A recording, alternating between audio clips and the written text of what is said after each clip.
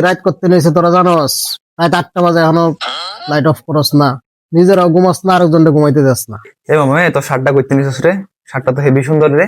শার্টের দিকে নজর দিয়ে লাভ নাই মামা, শার্ট আমার নিজস্ব জিনিস, আমি কাউকে আমার নিজস্ব জিনিস ধরতে দিই না, কোথায় লাভ নাই। আরে বোকা সোদা, তোর শার্ট আমি নিব না। জিজ্ঞেস করতে তুই কোন জায়গা থেকে কিনছস? কোথেকে কিনছি? তুমি আমার সেম শার্ট কিনে নিয়ে আসো না, মানুষ বলবে যে তোমার শার্ট আমি ব্যবহার করতেছি। শোনা, আমার এত ভালোবাসার দরকার নাই, তোমার আমি বলবো না।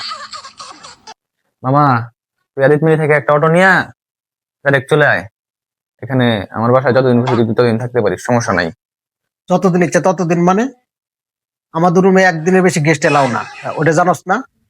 কোনো গেস্ট থাকতে পারবে না। এই কাশি দিলে বাইরে কাশি দিবি, দেখতে পাস না পড়তেছি?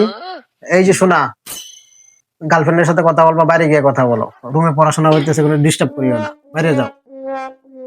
ফোন চালানো অফ কর, নাহলে হেডফোন ইউজ কর। তোরা তো পিরিতের গান শুনতে পারবো না, আমি পড়তেছি, পড়া ডিস্টার্ব হচ্ছে।